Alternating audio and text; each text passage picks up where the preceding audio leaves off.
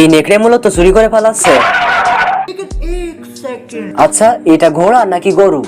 কি বলবো, যাই হোক। ঘোড়া পাথরের উপর বসে পা থেকে খুর খুলে ফেলে, মানে এটা বিশ্বাস করা যায়। আবার প্যান্টের মতো চামড়াটা উঠিয়ে নেয় আর জুতার মতো করে হাতে নিয়ে নদী পার হওয়া শুরু করে।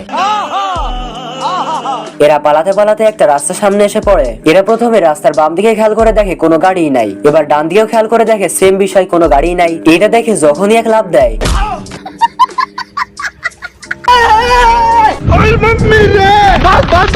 এই চোর রাস্তাটাকে টেনে খাদের দিকে ফিরিয়ে দেয় আর এরাও বোকা মনে খাদে পড়ে যায়। তবে কিছুতেই এই কুত্তারা তাদের পিছু ছাড়ে না। চোর তো এখান থেকে পালিয়ে এসে একটা নির্জন ঘরের ভিতরে এসে পড়ে। তোমাকে বিয়ে করতে চাই, তোমাকে লাভ করি, আর করি, মদ করে। আর এটা তো সেই কুত্তাটা এবার ক্যাপের ভিতর থেকে একটা হাতুড়ি বের করে।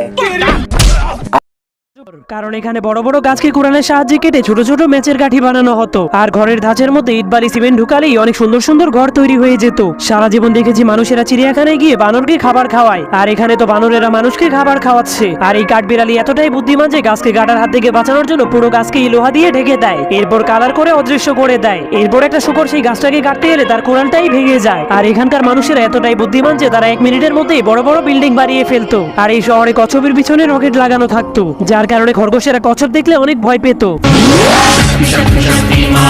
যার ফলে খরগোশ কখনোই কচ্ছপের সাথে রেসে জিততে পারতো না। আর এই শহরে পোকাদেরকে গাড়ির চাকা হিসেবে ব্যবহার করা হতো। আর এই শহরের মুরগিগুলো এতটাই পাওয়ারফুল যে একদিন এই 60 লক্ষ ডিম পেড়ে দিত, এমনকি মুরগির বাচ্চাগুলো বড় বড় ডিম পারতো। আর এটা কোনো সাধারণ তরমুজ না, কারণ এটা হচ্ছে হ্যান্ডব্যাগ তরমুজ।